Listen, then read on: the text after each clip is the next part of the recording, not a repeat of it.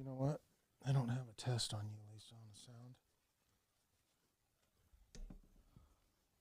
Testing, testing, 1, 2, 3. Testing, testing, 1, 2, 3. Okay, there we are. Well, good evening, folks. Welcome to the live stream Wednesday night, every 6 o'clock p.m. in Mountain Time. So we are so glad you guys have joined us. We've got a lot to talk about tonight. We're going to be talking about a little bit more on country living, but, you know, the preparedness of country living, the steps that one must take, because that's kind of the missing gap with a lot of people. And I know for us, you know, we felt prepared, but we didn't have the money, and there's that aspect too. You know, there's multiple reasons why people aren't moving out in the country, and you know, you can you know, fall into one of these categories. Either you're like us and you didn't have the money, or you're like a lot of other folks and you don't feel like you have the skills or the preparedness to be able to move out just yet. So you're still in that learning stage. And so we're going to be talking about some of that stuff. And I know Tim Grady, he actually had gave a pretty good, sorry, my mind was occupied momentarily there. He put some comments in one of the country living videos that we did live, and he had some interesting points that he brought up, and I wanted to go over some of those things because you know, a lot of the mistakes that we've made, you know, we can share with others, and perhaps others can learn by them and not make the same mistakes. I know it's not an easy thing when you've never, or maybe you have previously lived in the country and you sort of know what you're getting into. But if you've never lived in the country, it is a daunting thing to be able to get out and to be able to experience some of the hardships. I mean, we did put that video up. It's been like 2 weeks ago with the snow plowing, right? Yeah. Week and a half, 2 weeks, something like that. Well, you know, that's just one of the things that we go through. Today, we woke up this morning to minus 22 degree weather. You know, and some people in some parts of the world, Alaska and other, I mean, that's pretty normal stuff. We only get those kind of temperatures on average twice a year. We'll have probably two major cold snaps, and it creates a lot of challenges. Now, this year we've had at least a week of hovering right around zero, and then now this whole week is in the minus. And so, you know, starting your vehicle can be a chore. Anything you do in that weather becomes very difficult. You can't stay out in it very long. You know, you can feel it in your face. You can feel it in your hands, especially if, you know, like this morning I had to gather some tools and just throw them in the truck. Even when I had gloves in my hand, you know, just 5 minutes out, it just, the cold went right through my gloves, and just my hand just started aching, and I had to go back inside and I had to warm up. And so it becomes very challenging. Now, of course, I guess they say in the Netherlands, there's no such thing as bad weather, only bad clothing, right? And so, so I mean, there's that. And I don't think we've ever had proper clothing, have we? No. Yeah. And so just having the necessary items that one needs to make life a little bit more comfortable during trying times. Now, I meant to grab one, but I didn't grab one. But they're these little hand warmers. They have battery-powered ones. Where are they? They're upstairs. Actually, no. The ones might be in my jacket, just right in there. I'll grab it. Okay, my wife's going to grab it so I can show you what I'm talking about. But you put some fuel in it, some lighter fluid, and you light these things. They got a little catalytic converter on the top of it. Well, she'll have it in a sec here to show you guys. But yeah.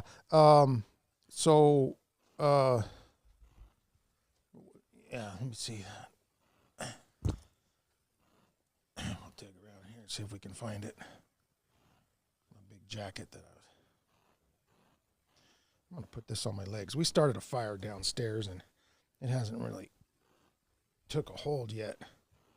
Hi, Tim. We were just talking about some of the things that you were writing on the comment section, and you know, about preparedness, and maybe you could kind of join in on this one, because you had brought up some really good points. Now, this is the hand warmer I was talking about, and the top actually removes, and you've got this little catalytic converter thing along here, and you remove that, you put the fuel in there, And then, oops, and see, it's already fallen apart. This one's made by Zippo, but a whole bunch of different companies make them. Actually, the one I bought that was from Japan, it was manufactured in Japan, actually works better than this one. I thought for sure the Zippo would be and it does, it works pretty good. But you put your fuel in there, and then, you play your lighter across here, and this thing will start glowing red, and then it's been started, and you put the cap on, and you can put that in your pocket, and it'll stay warm for 12 hours. And it's a great way just to, wrap your hands around and get your hands warm. But years ago, I saw somebody in California have one of these, and hadn't seen them for years. I didn't even know they still made them. Watchman, how you doing? He says, Luke 21:24, they will fall by the sword and will be taken as prisoners to all the nations. Jerusalem will be tempted or trampled on by the Gentiles until the times of the Gentiles are fulfilled. Well, I suspect that, I don't know, how's that whole hostage thing going with, I know Trump had given his ultimatum, and he said, we're going to come get you guys if the hostages aren't released by such and such an hour. So I don't know, how's that going? I haven't been really keeping up on the news last couple of days. We've been busy working, so just kind of had to rush home today to do the live, but I didn't want to miss another live. The Palestinians are the only Gentiles living on the Holy Land. They have been under the wrath, and now they are being evicted into the nation's prophecy fulfillment. Well, yeah, that's if you believe that Israel by nation are the chosen people, Well, and we've talked about that. I mean, my belief is that Israel is the ones who are chosen by God, the ones who do his will. That's the nation, actual nation of Israel. And so it changes the meaning of the prophecy a little bit when you look at it that way. Blue Light says you need to stock up on Hot Pockets. Well, food, were you going to say something? No. Okay. So food in general, I think is a good idea to stock up on. We have probably way more food than we need, but of course we've stocked up on the food for, the event of other people coming. And it's not hard really to stock up on food. Now, we have ours in 5-gallon buckets. We're going to probably do a video on that here soon, just how we, package things and put them all together. But that's a good point. Now, many have said that, well, in the last days, we're not going to need the food, because Ellen White made a quote somewhere that she said that the worms would be found in the food if we were to try and put up food in the last days during the time of trouble. But we know it's during the great time of trouble that we'll be actually fleeing. It's right before that is the reason for putting up the food. And so, Watchman says, Blue Light, eat your Top Roman. Hey, Top Roman's not a bad thing to stock up on. No. Get the one that's like the non-GMO and the what's that other one? Not GMO, but what's that bad? It's no MSGs. MSGs, yeah. Yeah, so are you looking up for a quote or something? No. Okay, well, let me know if you got something to read. The MSGs, you want it kind of healthy, but, it is the last days. And, we have some improperly stored food that we've put in some 5-gallon buckets, and I'm looking at them right now as I'm talking to you guys. We had some cans that went bad. Yeah, we've had some cans. Cans do have shelf life, and so you have to rotate your goods. You have to be able to, and like I was saying, the rice, it was stored improperly, so it got kind of stale, I guess you could say, which isn't the best tasting. But we're going to hang on to it long enough so we can replace it, and then once we replace it, then that will become bird food, basically. You can feed stuff like that to your chickens too. We don't have chickens; we just got rid of them. Well, I was just reading about this. There's a book, and it's called 5 Acres and Independence. And Independence. I was going to say, and a mule. And a mule. It talks about the eggs. My sister said she paid $45 for a flat of eggs, and that's in California. That's a lot of money. Oh, by the way, now, Watchman, you'll appreciate this one a lot. This is a book we'll be handing out. It's called Israel and the End of the World by Steve Wahlberg. Okay?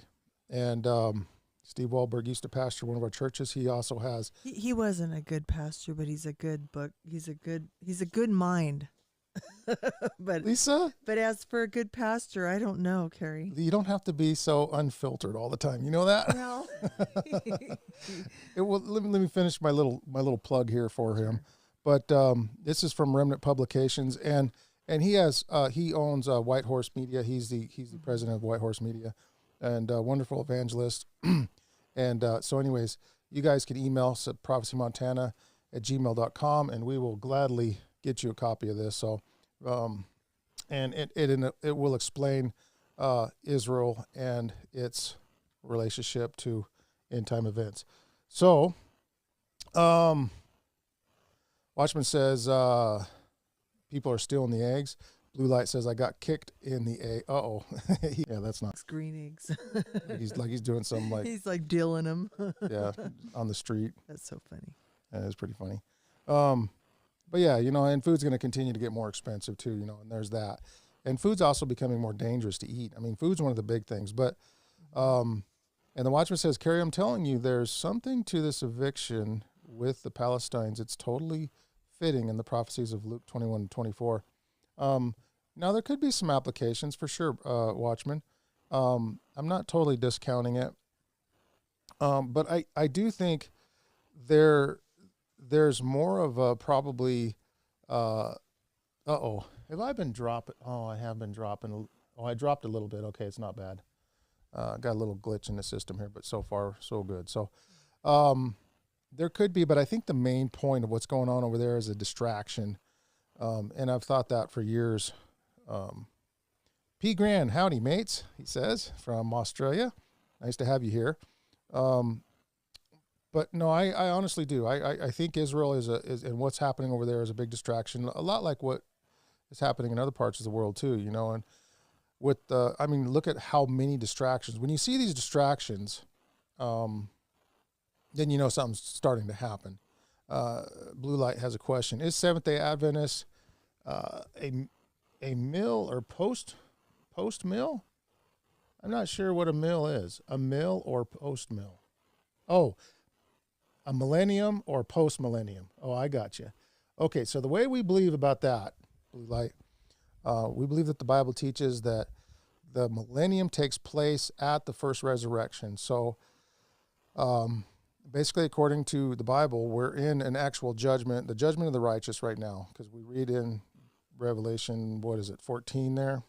Correct me if I'm wrong, somebody. Let me get my phone here. That the judgment has come, right? And then there's a judgment, then there's the first coming, the second coming, when Jesus comes in the clouds with power and glory, and all eyes shall see him. There is no secret rapture. And then the 1,000 years is spent in heaven in another judgment, and that's a judgment of the wicked. It says the books will be opened, and the dead will be judged according to their works, okay? And then there'll be the final judgment, after the righteous is completely satisfied with, God's judgment 100%. Not like they wouldn't trust him anyway, but God is very transparent in everything that he does. Then there's the second resurrection, the resurrection of the wicked, which will then be destroyed, burnt with fire until they are dead and completely consumed. And so, and including the whole entire world. And then recreation occurs at that point. The whole world is recreated. And then we will live and reign with Christ forever after the 1,000 years. And that will be on this earth where God will set up his kingdom. Okay. So, yeah, Watchman says millennium. Okay, he also says it's not a distraction. It's prophecy fulfillment right before our eyes. Well, we'll see. And Aaron believes that way too. And so Aaron and I, we are often talking about that very subject, Watchman. And, we've sort of reached the point where we just kind of agreed to disagree on some of these points, and we're just going to wait, because, what's going to happen exactly? We're going to find out, huh? Prophecy has always been more effective looking behind us than it has in the front of us, hasn't it? Mm-hmm. When we're, and Adventists have generally been pretty good about looking behind and putting the pieces together and saying, okay, this is what happened. This is what the Bible says, and here's how it all goes together. But as far as projection, a lot of it's just mere guesswork. So, Tim Grady, were you gonna say something? Yeah, because we hadn't been there. So when the pandemic happened, I mean, who would ever think that the whole world would shut down? and that's worldwide. We had people we were watching on boats and stuff, and they made their living with YouTube, and they said they couldn't even go and buy, they couldn't dock to go and buy anything, and it was very worldwide. Yeah, and some people have said that that was the beginning of the mark of the beast, which I mean, there's elements in it that obviously paved the road for that, but it wasn't the actual. You couldn't look ahead and think that. You couldn't Oh, yeah, we would have never predicted that. No. No, I see where you're going with that. Okay, so Tim Grady, Spirit of Prophecy tells us that we will need to stop eating egg and milk. I am slow typing and my spelling is really bad. That's okay. I know I've read that before, Tim, and she said there will be a time when we'll have to fully give up all animal products completely, 100%. And we know that even in the feed, now, I don't know if you guys remember the egg shortage where the chickens would stop laying, and ours stopped laying too, interestingly enough. And we had, I don't know how many chickens at the time, 15 or 20, and we just changed their food, and then they started laying again. And so, and a lot of other people were claiming the very same thing. We were watching YouTube videos. Hey, we used to feed them this, and now we're feeding them this, and our chickens started laying again, okay? Now, why was that? Some people said, well, it was a lack of protein. It was this and that. Well, it was the same feed. They've been feeding them all along, but obviously something was added in that feed, or so we think that, and it would be just as easy to add other things in those feeds as well and to taint the eggs, even if they're homegrown eggs. And I'm sure, there's people that can probably. So then I raised some chickens, and I raised them organically, and that's the only way to do it. I mean, you buy organic food, but I think now, if we're ever going to have any, because I feel lost without them, I wanted to get 2 of them and just feed them the scraps that we have, And then also, I was going to say, Monsanto feed, or big corporations and the feed nowadays, they do our fields out here, and the deer will be out there eating, but in between they'll eat the green grass coming up. They won't be eating the barley or wheat or whatever else they're planted. Yeah. So it's kind of crazy. That's right. Blue Light says Trump might be the last Trump before Jesus comes. Now, people have said that. I've heard people call him the Trump of God. Okay, but I think that's inaccurate. Now, the trumpets now, okay, that goes back to understanding how Revelation works. Revelation is written in a chiastic structure. It begins and it ends within a series of 7s, for the most part. I mean, kind of a rough draft, okay? So it'll tell a story, and then it'll retell a story. It'll go back from the beginning, it'll retell it, and then it'll go back from the beginning, and it'll retell it. So there's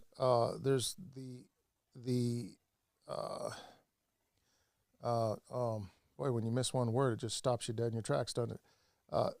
There's the principle of nothing new, only more detail. Now, Ivo Myers taught us that years ago, and it helped me to be able to wrap my mind around things. You have the 7 trumpets, you have the 7 churches, you have the 7 plagues, you have, all of the things in 7, and there's other things that aren't in series of 7s as well. But basically, when you're reading Daniel, it's the same type of system. You'll read Daniel 2, talks about a statue made of different metals, and those represent the kingdoms. And then you read Daniel chapter 7, and then it talks about the kingdoms again, but it describes it in forms of beasts, but they're the same kingdoms: Babylon, Medo-Persia, Greece, and Rome, and then Europe. And then in Daniel chapter 8, it gives a little bit more detail of those same beasts, particularly the Medes and the Persians in relationship to Greece.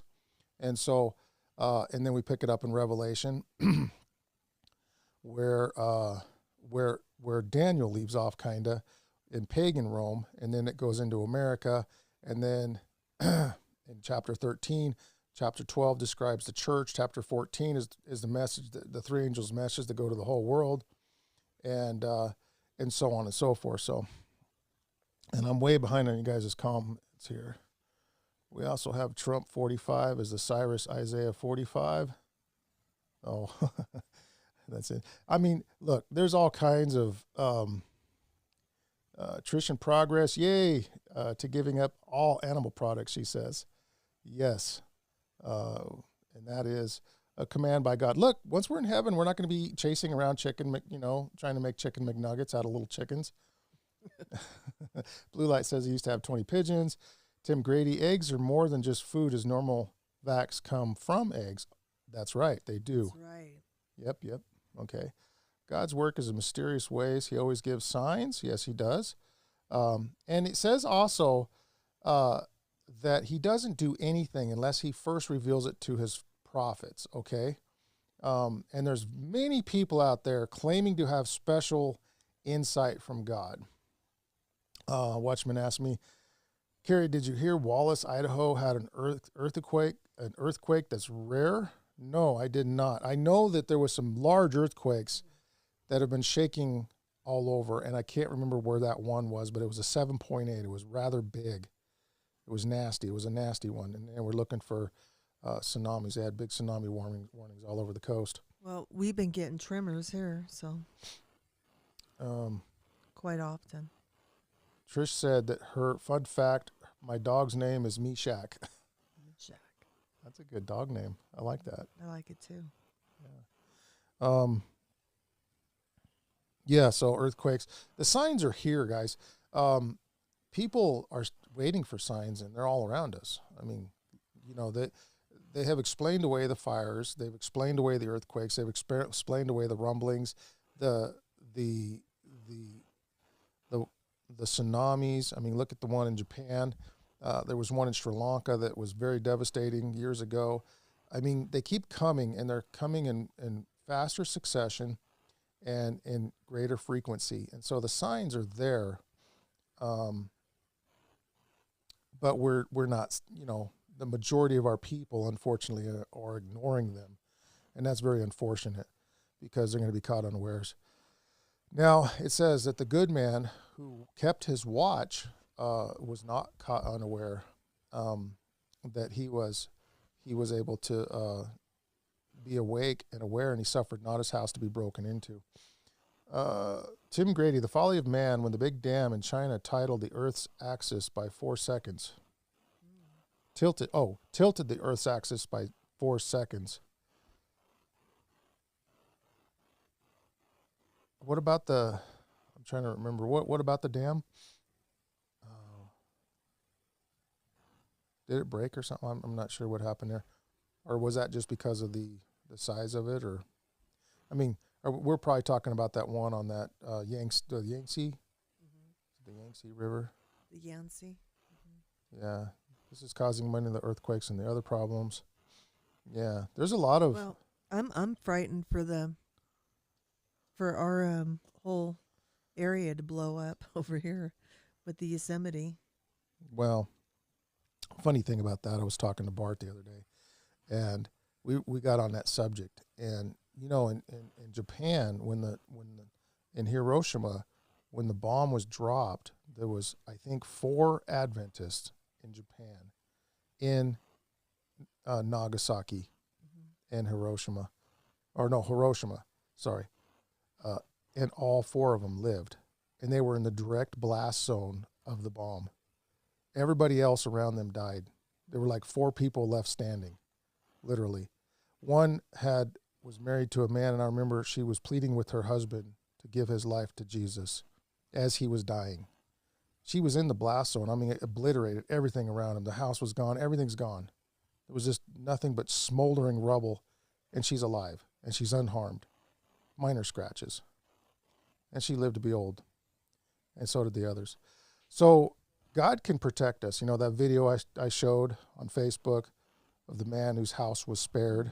He was a Christian. I think God was probably, has a message for him to get out. Yeah. Blue Light says, has anything in the book of Revelations been fulfilled? Yes. And like I said, it's a chiastic structure. So you can't really go, okay, so where are we at in the book of Revelation? Are we on verse 8? Are we in or chapter 8, chapter 9? It doesn't work like that. There's portions of each chapter that fulfills up to a point. And when you read Revelation 13, that's the birth of America. You read Revelation 14, that's the three angels' message. You read Revelation 10, I believe that's the birth of the last day church with the sanctuary message, because it talks about the sanctuary in that verse, and it tells John to go out and measure the city, to get a reed and to measure the city. It was during the time of the great disappointment. It says, take that little book and eat it. In the mouth it shall be sweet as honey. Jesus is coming. Jesus is coming. What a great message. But it will make thy belly bitter. And the bitter message was that that was a great disappointment. Let's see.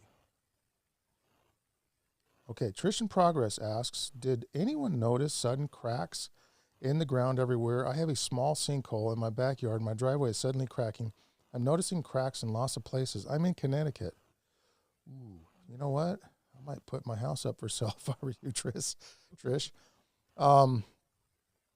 That's kind of scary because sinkholes have been opening up everywhere for various reasons. I know with all the mining activity, all the tunnels, all of the extraction of oil, there's a lot of reasons why sinkholes take place. Floodings. Watchman says, I believe the earthquakes are connected to global rebound effect, the melting of the ice caps and the seafloor pressure from the weight of the sea. Well, and don't forget, we're basically what's left over from the flood, right? And if you look at the flood model, there's some really smart people out there. Ken Hovind gives a pretty good description of a theory of how everything was happening. Walter Veith is another one that you can watch. There's Robert, who's that scientist that would make fossils and coal and stuff like that? Robert. Yeah, I forgot. He's a scientist. He's published many things in many science journals. He talked about the halos in the granite rocks. Granite, yeah. But he has a good model of it too. She says, yes, I'm getting ready to move, deciding where to go. Well, that's hopefully what we can address at some point tonight. Robert Gentry. Okay, so basically when the flood happened, it talks about the deep opening up, right, and letting forth the water. And there used to be a firmament under the ground. We still see traces of it today. It's called an aquifer, right? But there was a layer of water in between the earth and us. And that somehow was broken, either by a massive meteor strike or something happened that got this going. And the tectonic plates all started to break apart because the earth was all basically one mass at one point. And it broke apart and everything began to move. And Walter Veith says that some of these movements happened they were upwards of 60 mile an hour or greater movements of these continents as they began to move apart from one another and become and created the land masses that we know of today. And many of those now are still in movement, but they've slowed way, way down. There's all these forces and stresses in all the different areas that every time something moves, it's just kind of what's left over from the flood. Everything's unstable. There's no stability. So Trish, let's take your, let's talk about you for just a second here, if you don't mind me putting you on the spot. Where are you thinking about where are you living now? I think you told us once before, but where are you living now and where are you thinking about moving? Because this is a topic that Lisa and I have been talking privately together. Now, we currently live in Montana. Now, some people have expressed interest in moving here, and I think that's a great place to come because there's not many people. The weather is extreme. There's a lot of challenges here, But as far as a good place to go off grid, this is a good friendly place, if you will, to go off grid. And but the cost of land here is now prohibitive for a lot of people on a budget. If you're moving with $750,000 or $500,000, you can probably pull it. You can do it with less than that here. I mean, there's land. You know, there's a piece of property just right up the road from us for $65,000. It's for 10 acres. It's actually a good piece of land. I don't know why it hasn't sold yet. Maybe it's for one of you guys here that are listening.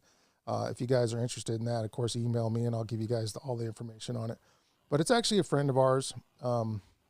He's a plumber. He bought it a few years back. He didn't want it no more. It's got water on it, at least within 100 feet, because I know that's about what our well's at. And it's just a few, and there's a spring that runs right down through all of these properties. And so it would be a great place if somebody wanted to do that. And so she goes, I'm in Connecticut and thinking of Ohio or West Virginia or possibly way out to Montana, but I've never been out there. Montana is a really great place. Now it's probably not any more expensive than living in Connecticut. I mean, gas is cheap here. Some foods are not. Building materials everywhere have gone up. Now it would depend on it. Now West Virginia is not bad if you're on a budget. We're actually looking at Kentucky right now because we're set up here. We don't need to move. We have everything in place right here, but there are certain circumstances that we would like to change and upgrade, if you will. And that may not be God's will in the future. We don't know.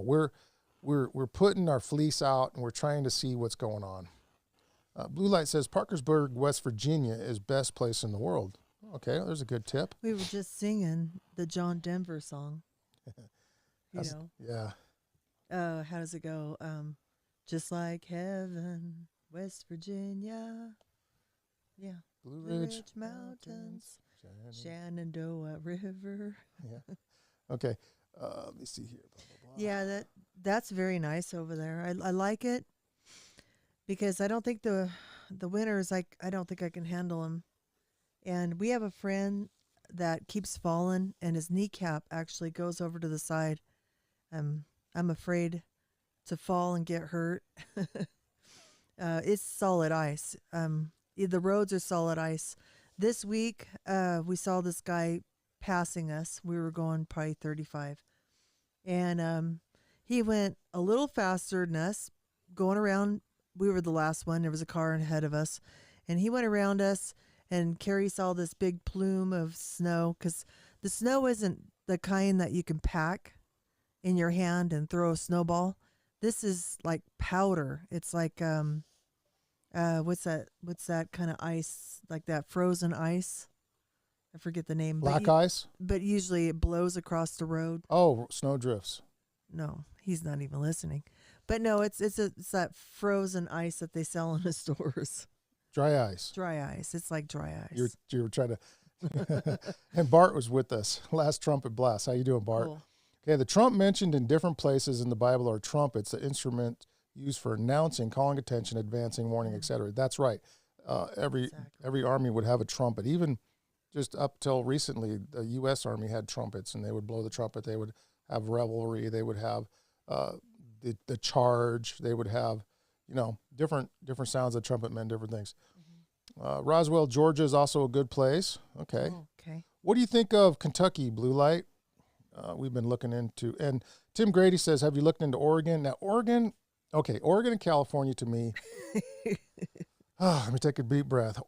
His sister lives in Portland, and it's pretty liberal. Well, yeah. Okay. So aside from that, I mean, California is our home. It's where that's a place that we'll always love, right? That's a place that, home is home, and you'll never get home out of your head. And especially where her and I grew up. We grew up in the Sierra Nevada mountains, and it was probably second to none anywhere in the world. Great big redwood trees, you know, great big pines. We had sugar pines, 6 foot in diameter, not 6 foot in circumference, 6 foot in diameter. And that was a medium-sized one. There were ones much larger. I've got pictures of my grandpa logging great big sugar pines that he had to cut with a 10-foot bar. And so I got pictures of my dad. He's got a 5-foot bar on his chainsaw when he was 80 years old, and he's holding it like this before he died. Blue Light says, yeah, California's no bueno. Never been to Kentucky, he says. Robert Baker says, second beat speaks like a dragon. Mm-hmm. That's right. And that would be America that we're talking about here. That's Trumper. Yeah, okay, let me see. Tim Grady, I taught a Girl Scout troop how to camp outdoors, but someone told me, yeah, for a weekend. Can you do that for long term? That's what, you know, here's the thing. We're not talking about like survival here. Kind of, but it's not like you're going to a survival, throwing yourself out in the wilderness with no food like they do on Alone. That's not what we're talking about. We're talking about off-grid living. There has to be a level of thriving that takes place, and you can achieve that. I mean, like for example, if somebody were to buy that 10 acres for $65,000 right above us, and I'm not telling anybody what to do. That's between you and God. I mean, and if you were a woman, a lot of the women up here, they get a divorce and maybe they have a couple kids or teenage kids.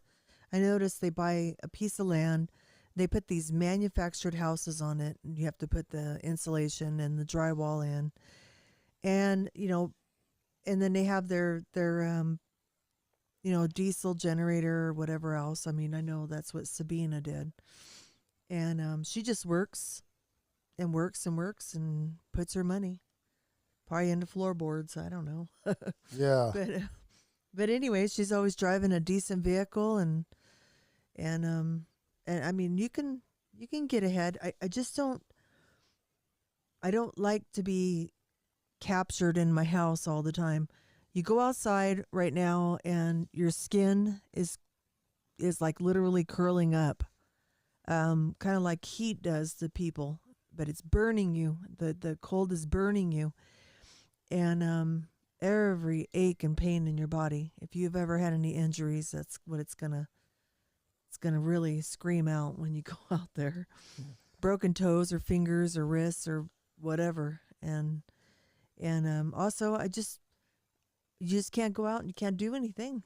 You can't do nothing. Well, this time of year. Yeah. And it's a long winter. Yeah, it's a long winter, but these actual cold snaps with minus are like 2 or 3 times a year. This one is unusual in the fact that it's lasted for like 2 whole weeks. It's been kind of obnoxious. But we've had a long fall all up until January where it was really nice. We didn't even have that much snow on the ground.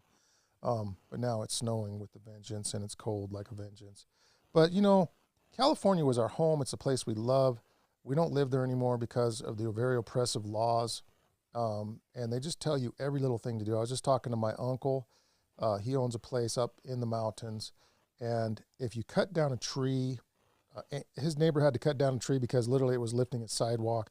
And the city was going to fine him for the sidewalk, so he had to cut down his tree. He had to get a permit to cut down the tree, and then he had to replace the tree with 2 more trees. So he wound up paying like $10,000 to have a company come out and professionally remove the tree, to redo his sidewalk so he didn't get fined by the city, and then to replant 2 more trees. That's not a place I want to live in. You know what I'm saying? I can go out here and cut any tree I want out here. I have a little bit of freedom. And so, and that's what we're kind of talking about. Now, Oregon, you can't even collect your own rainwater. That could be an issue for some people. They'll actually fine you. They've had lawsuits filed against people who've had ponds, and the ponds were collecting rainwater, literally. They say that belongs to the state. So, all right, let me catch up on these. Okay, if I drank, I'd be offended. Since I don't, it's all good, bro. I was talking about something. Says Foster's came from Australia. Okay. They're talking about something. All right, anyways. Foster's. Watchman says anything on the East Coast is a mess, too much population. Yeah, that's right. East and West Coast are the East and the left coast. No bueno. Mm-hmm. FilmTube says, need to move pretty soon, Montana, huh? how expensive? Well, it's all relative, I imagine. Now, like I said, there's 10 acres right up here next to us, 65,000, right? That's about as good as it's going to get. It goes up from there. You got to be careful here because everything's up on hills.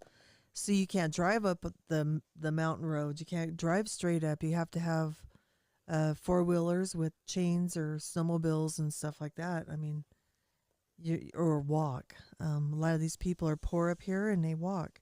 Not everyone's poor up here, but the people that are surrounding us, they own their own land and they own a modest vehicle and they just get by in life. But the people in the flats, we're getting which is a couple miles away. There's becoming more and more nice houses, good people, really more expensive, I think. Yeah, and there was another question here for land and a house. Okay, so if you're going to build it yourself, you can do it reasonably cheap, right? You can build. I mean, it depends on the size. My son built an A-frame. Me and my son, we built an A-frame, and he paid for it. But I think he's got a total, I want to say $8,000. It's not quite that much. It's all framed in. It's dried in. It's all framed in, doors and windows. It needs some finish work on the inside. So for $15,000, and that's one bedroom. That's a decent size. It's He's going to put a loft in it. Yeah, it's 24 by 20. Mm-hmm. Or is it larger? No, 24 by 20. 24 by 20. 24 by 20. I was going to say 25. And it's got a little loft where he's going to put his bedroom. So his kitchen and his bath and his living room is downstairs, and he's got like a 20-foot long, and it's real steep at the top. He's a 6'5" man, and big, and he's able to move around. I mean, he's got to duck a little bit, but it's a loft, right? Yeah, I saw your video of your ride to church in the snow. Yeah. Now, were you being? Well, I guess you weren't because you were talking about. Because my wife thought you were trying to be being funny when you said, "Now I want to move to Montana." Well, that's good. You're showing some grit there. But it's buyer beware. 3 things that you need to talk about: water, what to do with poo, pee, and regulations. Now, okay, I can speak about here. Now, when I moved here, I was pleasantly surprised. I called the planning department. I said, "What's the bad news?" They said, "Well, the bad news is we don't do anything for you out there. We don't have any inspections, no this, no that. You need a proper septic, and that's about it, right? And if you're going to connect to grid power, which we were not, then you'll need an inspection on your electrical for obvious reasons." That was it. And so people still have outhouses out here. They do. And in fact, they're allowed to have an outhouse out here, especially during the building process. So it's actually in building code. You can pretty much build whatever you want, wherever you want, however you want. There's plywood shacks, there's half tents, half houses, there's motor homes that have been converted into houses. Our neighbor actually has a travel trailer that he built a house around and now is an integral part of his house. There's everything literally up here. That crapped in buckets for the whole time he was here. There's neighbors that still are doing that. So, yes. Okay, so human waste is a big problem. I put a septic tank in, and that's what most people do. There's a lot of creative inventiveness up here. And as time goes by, the city's getting a little bit nosier and nosier in people's business around here. Still not bad. But your septic permit, I was kind of surprised with what Karsten paid for his. Sometimes it's better just to, how does that go? Instead of ask for an apology rather than permission. So there's people out here with tractors and backhoes, and they'll run you a leach line, and the people in Three Forks, they have those concrete septics and they'll bring it up. You could do it yourself. You don't have to pay all these fines and stuff. Okay, the comments are good here. Tristan Progress says, one tuber reminded us to remember we have to pay property taxes. It's one thing to buy the land and houses, but taxes. Mm-hmm. All right, when we first moved here, the property up, sounds like I'm trying to sell you guys a property. I'm just using that as an example. The property up here, if you were to buy it, it would be $300 a year as is. Yeah. Now, if you were to, lost my place. Now, once we did everything that we're doing here, we pay about $1,800 a year for taxes, okay, because there's improvements. The city makes the houses worth more and gets more property tax. You need a small rancher. Now, you can declare, there's ways of getting around it. If once your permanent structure's here, then your taxes go up. So you can build a portable structure, which some of our neighbors have done. Mm-hmm. But I think it's better to have higher taxes and property worth more, because this could be a stepping stone for somebody. You could live here for a few years, put something on it, get a well, get a septic, get a small house, get the solar set up, turn around, sell it for $300,000, and then you have just that much more leverage to professionally build a house, to, you know what I'm saying, to get a little bit more land, to get it where you want it. My neighbor in California tried to pop my tire. I caught him. He said he just wanted to clean my car. I think he wanted his clock cleaned. Lisa? Oh, we had a neighbor and he had dogs, and they would come out and they would crap all over my yard. I got so mad at him. I hate neighbors that close. Okay, FilmTube says, would you guys call it country living? Oh, it's absolutely country living out here. Mm-hmm. I'll take some video of around the house here. I mean, we don't really see our neighbors. There's too many neighbors for us, okay? Everything's off the grid. We make our own power, and we drilled our own well, and we buy our own food, store it. Yeah, we grow our own garden, and so. Okay, so now the least expensive building is the Gothic Arch, and in most out of town zone. Well, I showed you that one that he showed us. Compostable toilets are a great, fairly inexpensive option, and that is a good point. They are. We had one, not here, house in California. You can skip your septic. Excuse me. Mm-hmm. You can have a gray water, which there's no gray water management needed here. I mean, you can make a seepage pit for gray water, right? Mm-hmm.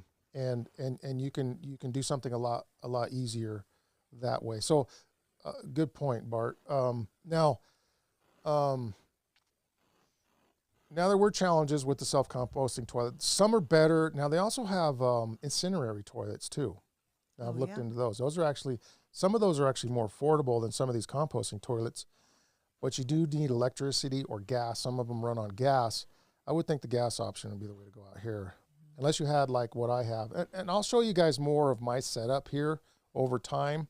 I'll start filming the different little systems that I've put together that are not ideal by any circumstances, but they will give people ideas of perhaps what they could do.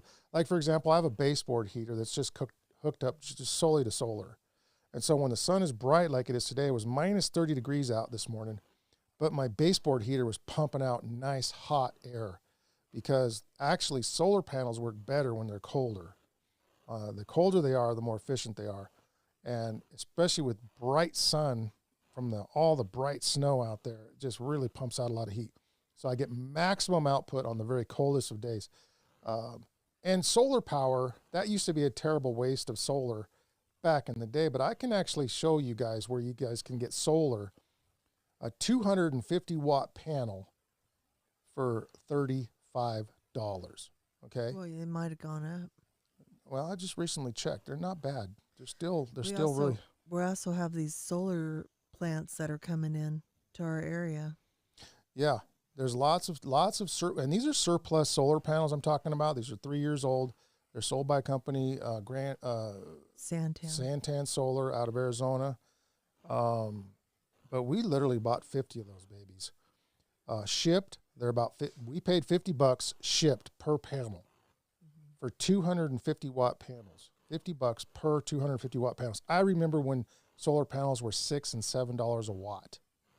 Now do the math. $50 for 250 watt panels.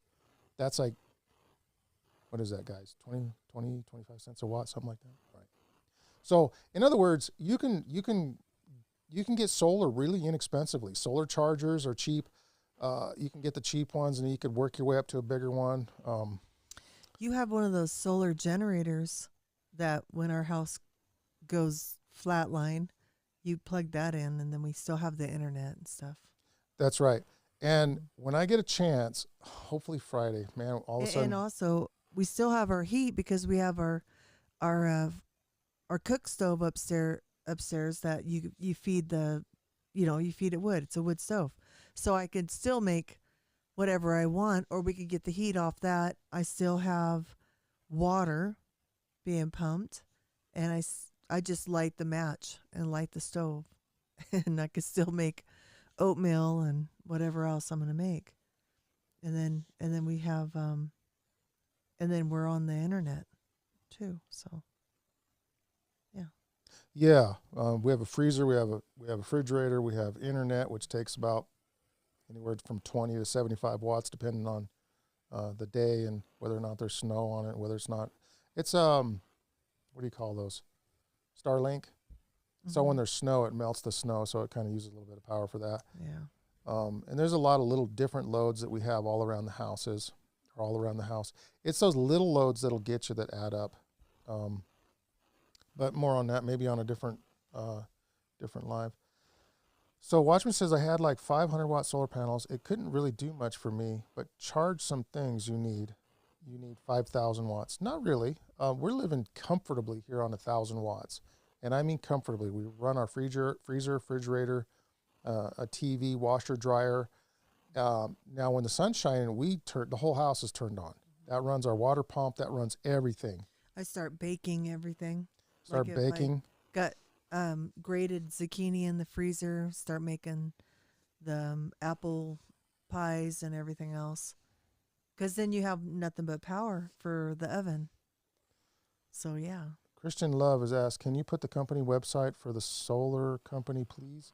Yes. Email me, too, and I can send you a link, prophecymontana@gmail.com. But I will put that in the link after the live. How about that, guys? Yeah, Harbor Freight's a terrible place to buy panels. Harbor Freight, I think that they are $100 for a panel. Terrible place to buy them. Trust me. Santan Solar is really the way to go. They're used panels.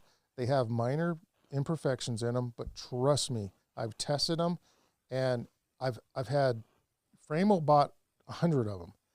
Some other friends have bought 50 plus.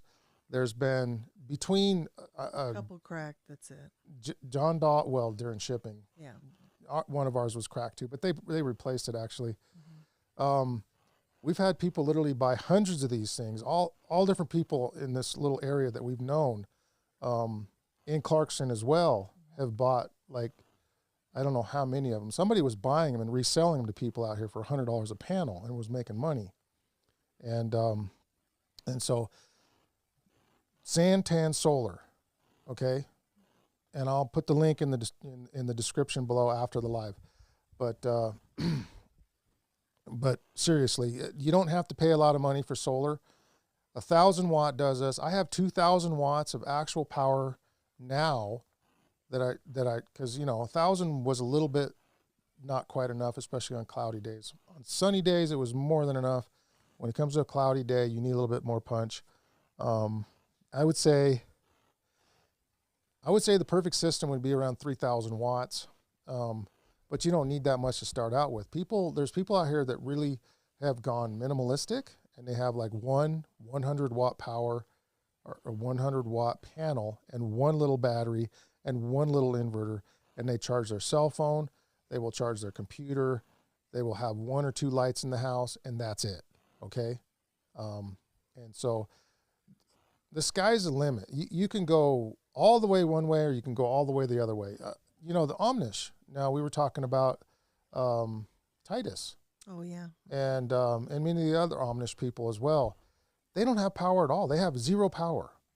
They have hand pumps that they hand pump their water with and everything. So you can go that direction too. So when I grew up, where I grew up was the High Sierras, and we had the creek, and it was coming from above down. So my dad made power out of it. Plus, we had water running into our house, but we had to keep it on, and it would reroute through our whole house and go out. So we kept it running during the winter time so that our pipes wouldn't freeze.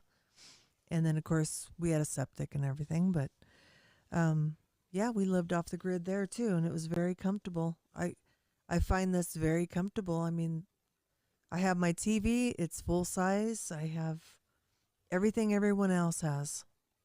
So I have vacuum cleaners, shop vacs, everything. Everything. I got a brand new washer and dryer.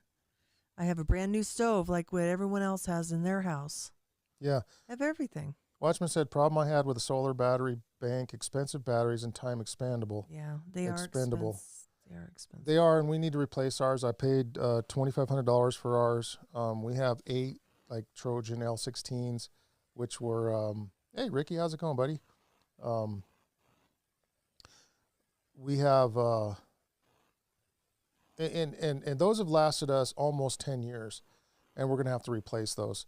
What am I going to replace them with? I'm not sure yet. Now, you don't need as much power as we have. When those batteries were up to about the 8-year mark, we were leaving them on day and night, and they would run our freezers and refrigerator all night long, and there was plenty enough. When they were brand new, we were able to do laundry in the nighttime, do whatever we wanted to, no power deficiency at all. And of course, we would have, yeah, and they wear out over time. So batteries are the most expensive part currently of an off-grid system. But again, like I said, there's a lot of people out there that just go minimalistic, and they won't have that much battery power. And you do what you have, you use what you call convenient loads. So in other words, if your sun's shining, we run upstairs and we do laundry. We'll do the laundry when the sun's shining. Like Lisa was saying, she does all her baking. Unfortunately, we have one of those stoves. All modern stoves have what's called a glow bar ignition for the oven. That puppy takes about 600 watts to light your oven. That's a lot of power when you're off grid. That's nothing when you're on the grid. That's the grid doesn't even know that your stove turned on. But when you're off grid, that's a substantial load. And so it's fine when the sun is shining. That's no big deal. But when the sun is not shining, you have to run the generator in order to start the stove up. So it would be prudent if you have an old stove with a pilot light to hang on to that. That's what I'm looking for. Yeah. And or to be able to keep your eyes open for that old stove somewhere. Remember, I almost blew the doors off our stove. My dad was old and frail and came over. He was like 95% ready to pass away. And he came over to see us because he hadn't seen us in a long time, and we were on this ranch. And I'm like, Dad, I'm making something in the oven. It was just a trailer, one of those Silver Streams, and they have the little small sheep stoves or whatever you call that. They're the ones with the little pilot light. And the pilot light, someone opened the door up, probably one of my brats, and left the door open, and it blew out the pilot light. And next thing I know, it went boom, and all these. It really made us. Huge. That was a big boom. I thought somebody. Yeah, he thought I was gonna come out with no arms or something. So did I. That was scary. You know, I wanted to read this, Carrie. Yeah. I don't know how long you're going to go on your podcast. So. Oh, what time is it? 7. Oh, is it 7? Well, we'll keep going. So this is Ellen G. White about living in the cities. The Bible mentions faithful people who live in the cities. Joseph, for example, was prime minister in the court of Pharaoh and must have lived in the capital city. That's in Genesis. Oh, I won't read all that. Daniel and his associates served in the court of Babylon. And so she's kind of going on and on. But it says, in light of final events, there is no excuse for us to be less courageous and less intentional today. Ellen G. White says, declared in 1888, the great work of the gospel is not too close with less manifestation of the power of God than marked in its opening. Servants of God, with their faces lighted up and shining with holy consecration, will hasten from place to place to proclaim the message of heaven. But thousands of voices all over the earth the warning will be given. And so now I'm going to talk about leaving the cities. She says not everyone's going to leave the cities, and that's not bad. The Bible is also mentioning families who moved from the cities into more remote areas. Abraham and his family moved from Ur to the Chaldeans, which is Canaan, and then his two daughters, Lot and his two daughters, left Sodom and dwelt in the mountains near Zoar, following Christ's warnings. Now, Christian living in Jerusalem left the cities when a Roman siege was providential interrupted. None of them perished as a result. But he goes on about, I'm trying to look.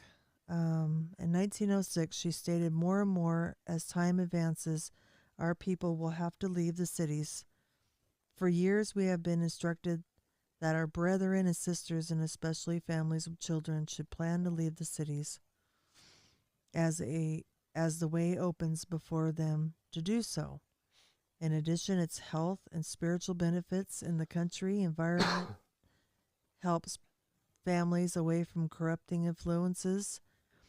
But she goes on, I was reading it, can't find it now. But she did say, not one that should be forced on others. It shouldn't be forced on others. It should be prayerfully considered, taking into account overall conditions and implications, counseling with others, and faithful following this leading of consequence. But she also wrote, not everybody will leave. She said they'll pave the way. They'll be in the cities and they'll pave the way. I'm trying to find it. Now it's terrible. Can't find it now. I was reading it. So go ahead and talk, and then I'll read. I'll have to go back up here and read this, Carrie. Well, I'm going to go back to Watchman's comment here. He says you can get hot water by putting copper around your wood stove pipe. Now, I did that.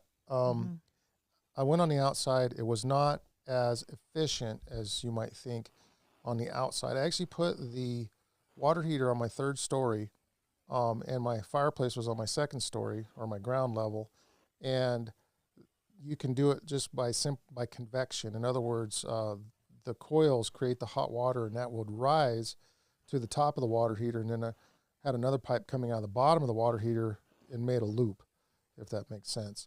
And so it would naturally create circulation by doing that. But I had to actually put the copper on the inside of the pipe, and I found that restricted the pipe, right, the size of the pipe, and then I was having smoke issues coming out of the fireplace. So to solve that problem, I went from the regular size flue and upped it to the next larger size, and then I put my coils inside that, and then I necked it back down where the coils ended, and so that worked the best, and that actually worked fantastic. It made a lot of hot water really fast.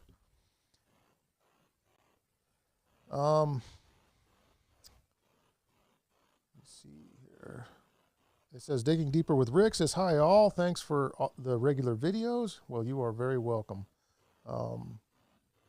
Watchman says, we can all run to Carrie's. Bring your top Roman. Bring that top Roman and that candle. And that candle. Well, they were talking about how you can make top Roman with a candle. So, oh, yeah, she can't see the comments like I can. It's like jail food. You can buy extra stuff. Huh? Okay, so So yeah, so cool stuff. So there's a lot of different ways you can do things. Now each time, like, okay, so the water heater, it had its limitations. It made a lot of hot water, but actually when something happened that was terrible, several things happened that was terrible in that setup. When I had it hooked up like that, I was using copper pipes, obviously, and you have to braze them anywhere around that high heat. You can't just use regular solder, which isn't hard to do. You can learn how to do that and get the right torch and everything, or just have a plumber set it up for you, or one of your friends or whatever. But when I had it hooked up like that, the house was still freezing. We didn't have our propane hookup done yet, and we would leave the house to go to work, and we'd come home and all the pipes would be frozen until we started a fire and everything heated up and everything, we got everything thawed out again and working again. That's how we lived for like 2 years. 1 year that froze solid enough to crack the pipe, and I was gone. Lisa was here. I was actually somewhere else, and the pipe cracked. I was working, and she was without water and heat because she couldn't start a fire, because it would just bubble the water. It was a terrible mess. And so that was the first problem I had, which would be okay if your house never froze. You got to watch those things, right? It doesn't now. And then the second thing was we lost our water, and the water heater had gotten so hot in the dead of winter, our water had frozen somewhere in between our well and the house. It was warm in the house, and it was making so much hot water that the pop-off valve began to flow, and we needed to use that hot water, but we couldn't because we couldn't flow water because there was no water. And so those were the two problems that we encountered having that type of a system. You have to kind of use that water for something. So I've come up with, different ideas on how to do that. I mean, with varying complexities, but if you had like a boiler type system that could scavenge the heat off of that and circulate it through a slab or something along that line, when it got too hot, that would be good, because then you could take that heat and dump it into a slab, which would essentially be like a big giant heat sink, which would then let off the heat over. Did you find your text? Are you still looking? Yeah.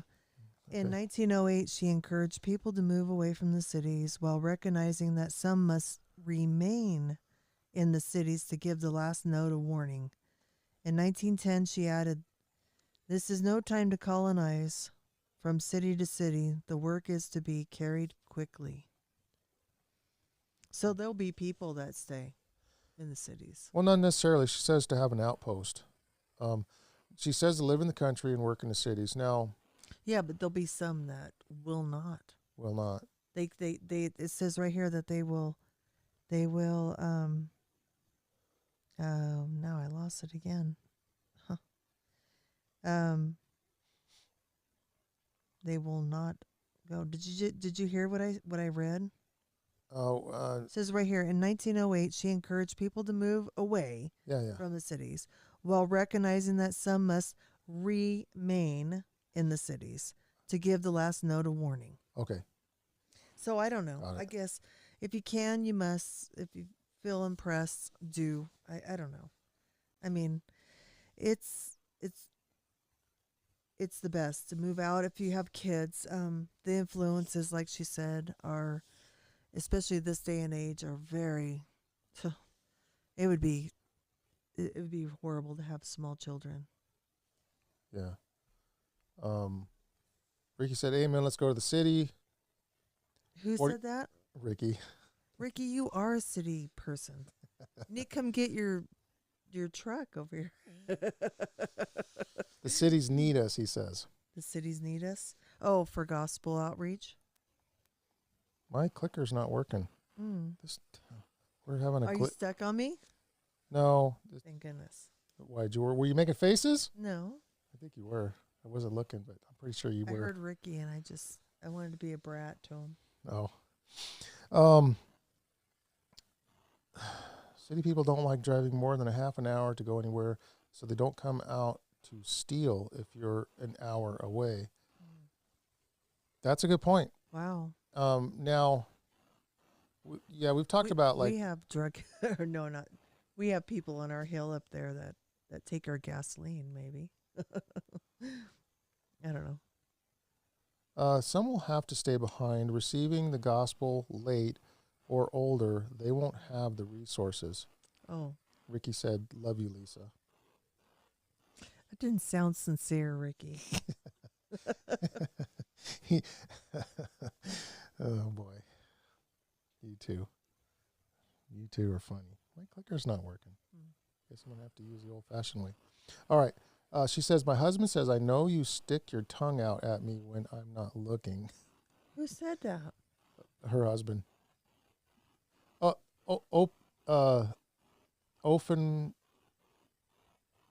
Offenheim watches over me. Says, "My husband says, I know you stick your tongue out at me when I'm not looking." Her husband. She sticks her tongue at her husband. Oh, okay. Yeah. That's what I did to Ricky. Yeah, that's what she did to Ricky. Just the logistics will be trapped, but God will Trapped. He protected them. Now, what's interesting is a lot of people will use that statement as an excuse to not move out into the country. That's the problems with some. Oh, Mary, that's right, Mary. The open watch over me is Mary. I forgot that, Mary. I'm sorry. I should have known that. I forget sometimes. My brain's not sharp like it used to be. I don't think it ever was. Are you waiting for me to say something? As soon as I look away, I know she's going to stick her tongue out at me. So, no, but they're going to use that as an excuse to. I swear, Lisa. She's making faces. I can't look. I'm gonna look over here. I'm trying to be serious.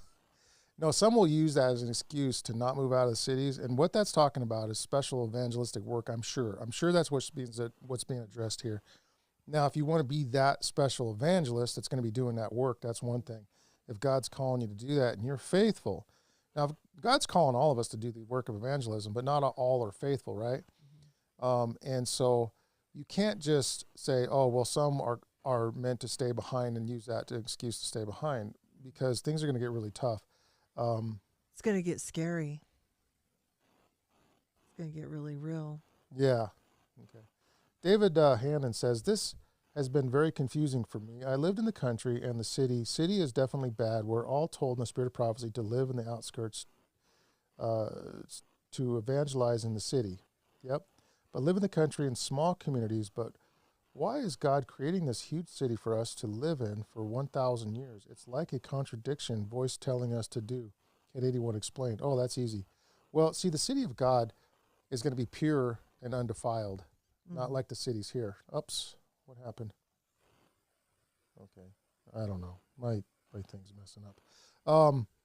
They're not anything like the cities here. The cities here are corruption and vice and every form of debauchery known to man. You walk through the cities and it's everywhere. You see women inappropriately dressed. You see signs promoting alcohol and tobacco. You see sin everywhere. You're driving through the cities. I remember when I went to see people that are oppressed by the sin. Look, it was like I don't know how many years ago. It's been a while now since I worked for this company that used to make me drive all over, and I was in Seattle, and I remember day one, I drive into Seattle, a little country bumpkin driving down there. Everybody's flipping me off and honking their horns. I'm not going fast enough. I'm not used to the traffic, and I've driven in LA too before, but it takes some getting used to, By day 3, I found myself acting just like everybody else. And I'm zipping through traffic and I'm getting behind people that are going too slow, and I'm beeping my horn and stuff, and I'm angry. I just find myself angry driving through the city. And so there's an influence that city living has on us all. The city of God will not be anything like that.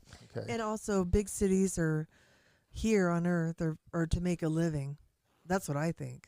It's like a metropolis, like work, there's the pizza place you can work at. There's, different aspects of making money. And in heaven, the streets are going to be of gold. The gates are going to be we won't have no use for money. Yeah, Bart just sent me a video. Well, it was an audio of Ellen White's first vision. I very much enjoyed that, Bart. Thank you so much for that. FilmTube here says, thing is, I don't know how to do the things that you guys said. Yikes. And are you referring to some of the, maybe, a lot of what I've done here is we've just learned it over time. You get the skills as you go, and you sharpen your abilities as you go. Let's see here. Watchmen. The internet is a good thing to watch. I have Carrie, and he knows all this stuff, but there's women out here that they will purchase the land or be making payments on it, and they'll actually get one of those manufactured houses up here and be making payments on that as they're still working and taking their kids to school. They might not have the solar or anything, but they have the diesel or the gas generators and everything else. Yeah, we do what we can. They do what they can too. And you brought up Sabina. She was a lady that lived right across the street from here. Before we even moved here, there was a little German girl. Yeah. And she lived all by herself, and she bought that property, and she was eking out a living, believe it or not. And she still lives somewhere up here. Home care. She done home care. Yeah, she didn't even make that much money. But property was very affordable back then. She lived in a little shack. Wasn't even that big. It's one of those manufactured houses. Yeah, and and she had like a little, did she have an outhouse? I don't remember. Yeah, she had an outhouse. An outhouse, and she, she would heat her water. She would haul her water. She would heat it on the stove. She would pour it over her head in her bathtub. So we have a river right there. Yeah. But also we have a spring down from us and above us. Yep. And Bart said, pair up with others and work together with God's guidance. And so, gosh, Bart, I got to bite my tongue. I am so anxious to tell people what we're working on, but not yet. I know. Not yet. We got to refine it. But FilmTube, so it can be done? Yes, absolutely. Look, God will guide.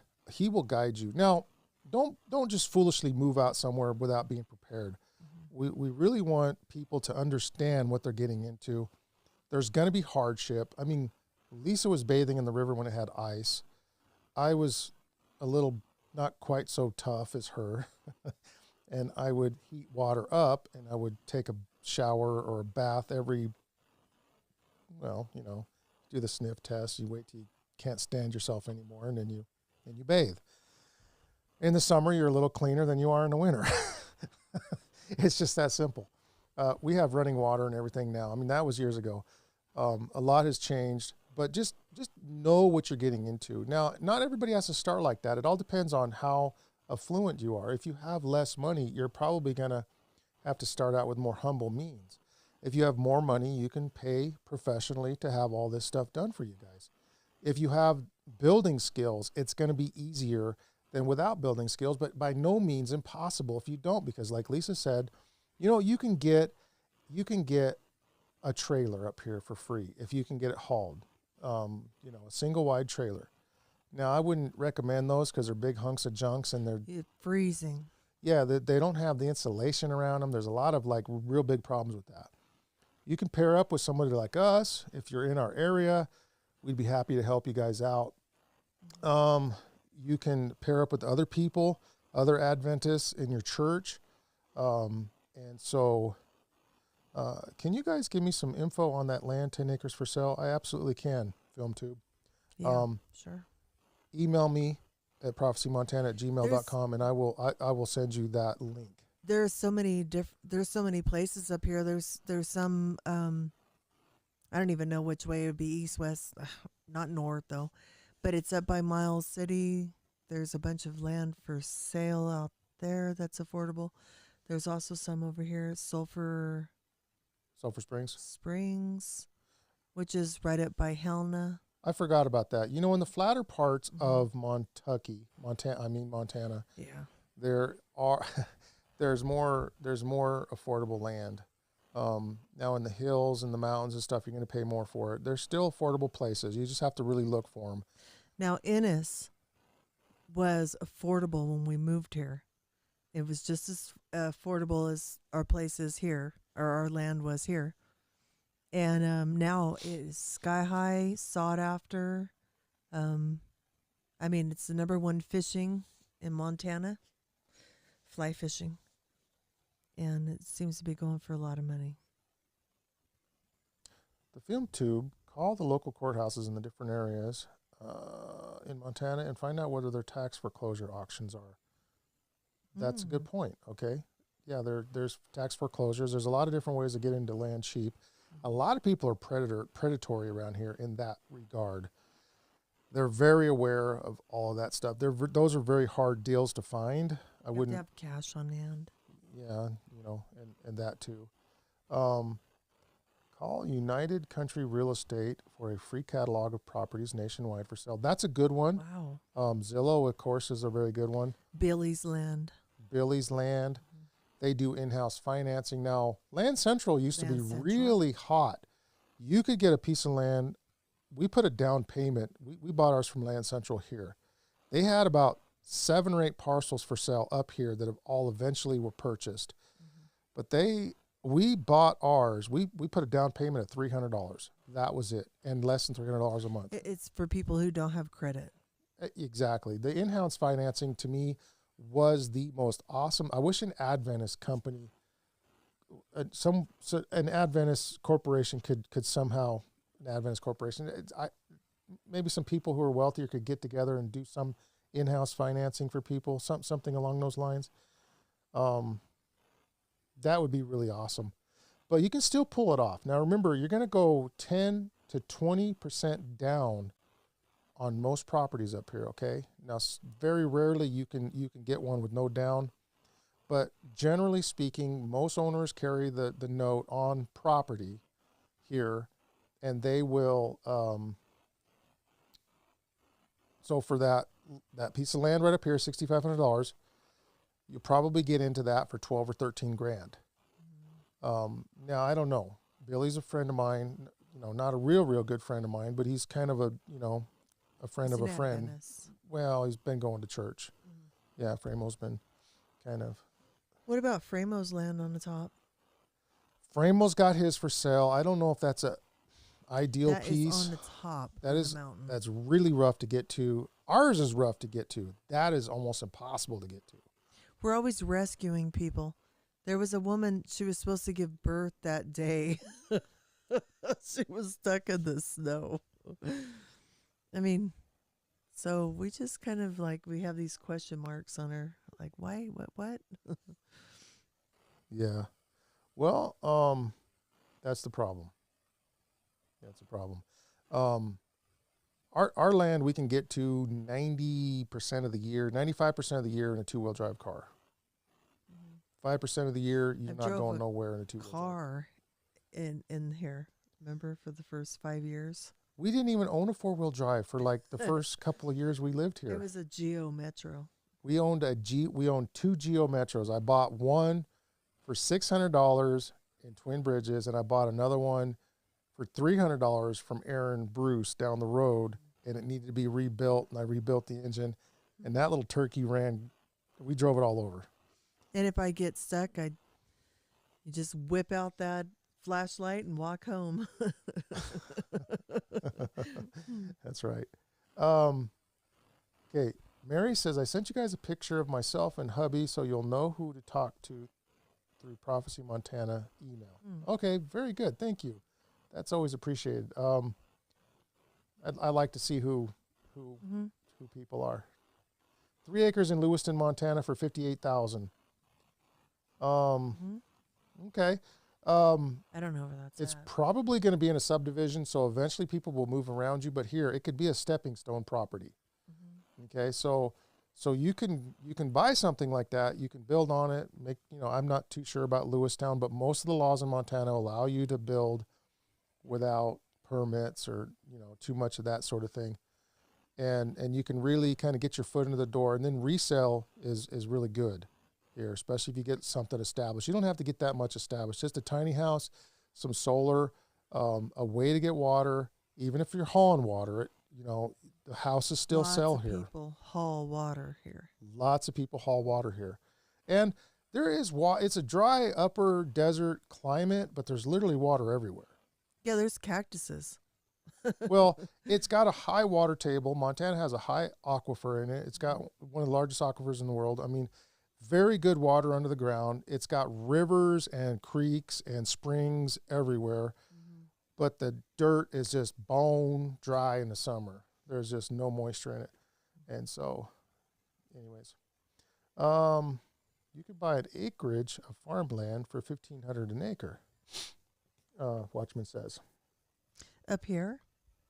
Yeah, that's what I was wondering. Well, there's places all over the country that are cheap land. I don't know if Montana's the answer. Like I said, we're already trying to sprout wings and maybe look into other areas. And I know Kentucky's hot and sweaty in the summer. That's like the big. There's chiggers. And there's chiggers, and there's ticks, and there's what else? There's coral snakes, cottonmouths, copperheads, rattlesnakes, and toothless hillbillies. No work. But I am probably akin to one of them toothless hillbillies. Carrie's family came from Kentucky. Well, we're all from somewhere, right? And we probably all have that kind of a past. I have family here in Bozeman, in Twin Bridges. We have some. In fact, I have a book called So he has a book called Montana Bullwhackers. I have 5 or 6 copies of that, guys. If you guys would want a copy of that, be serious about it, though. I mean, like if you really, really want to, I will give 5 of those copies away. How about that? If you guys email me, prophecymontana@gmail.com, I will send you a copy of the Montana Bullwhacker.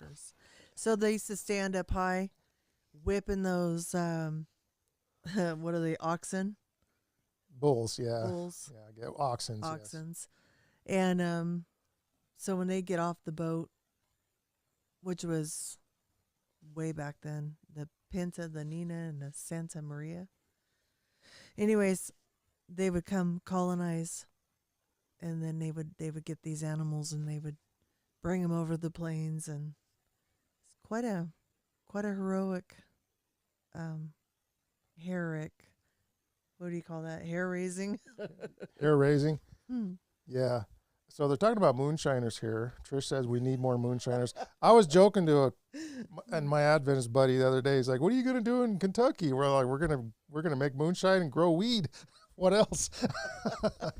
No, of course not. There's plenty of work, I think, anywhere if you're willing to find it. Lake Roosevelt areas are like the last frontier around Washington State. Yeah, but Washington State is another one of those areas. It just is. I know there's a big conservative base around Spokane, and the whole eastern part of the state is all conservative, but they're slaved to the western side of it. A part that I haven't even got to talk about was up here. They really were looking for missionaries. I mean, you wouldn't really have, your own space, really, not unless you rented it. But they were looking for people in Washington, too, on the reservations and stuff. Yeah, you guys might want to, if you guys are serious get paid for it. Yeah, there is actually. It's good pay. Adventist Frontier Missions, and the pay Single is people. Yeah. Well, just a couple, preferably a couple with no kids, but there are couples with kids that have done that. But they've needed people in Alaska. They've needed people Washington. There was some people that were needed over here in Poplar. They were wanting us to actually go to Poplar over here, and Washington. In Washington. We felt like we were being called in some other direction, but there's places in Poplar, Montana. You can buy a house for really cheap. Now, I wouldn't live in Poplar. Right next to it is that other little town, Wolf Point. That's a little nicer, but you have the reservation there. Would give you plenty of opportunity to mission. Two reservations. But that's really not like an investment. That wouldn't be what's considered a good investment property. That would be a good investment in the kingdom of heaven per se, because you could make your. We know the missionaries that work over there very well, and you would be sorely needed in that area. So there's another option. But yeah, I mean, there's so many different ways that you can skin this cat, if you will, right? Mm-hmm. And there's lots of places. And I know we know people who've just recently moved to Missouri. They moved away from Montana to Missouri. There's humid summers. The winters do get pretty cold. It is wetter there. The cold there feels colder than it does here. People go, oh, minus 30, and they're from Kentucky. Listening to us say minus 30 sends a fright through them like you can't imagine, because 32 degrees on the plus feels probably like minus 30 here is what I've been told. And so I don't believe it. I don't believe it either. But I hate it. I hate the cold. But wasn't it which author was that he said he was never colder than he was in a summer's day in San Francisco? I don't know. Some dum.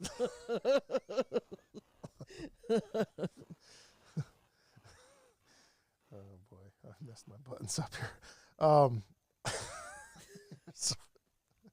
No, it was a famous author. Was it Hemingway? It was probably Hemingway. Oh, brother. So he said he was never colder than on a summer's day in San Francisco. Don't quote people.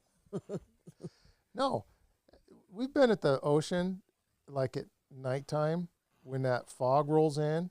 It's bone chilling. It's like 50 cold. degrees, but it's bone chilling. You're freezing. You're shivering like a chihuahua. Yeah, I guess. Yeah. Oh, yeah. Yeah, minus 30 here, you die.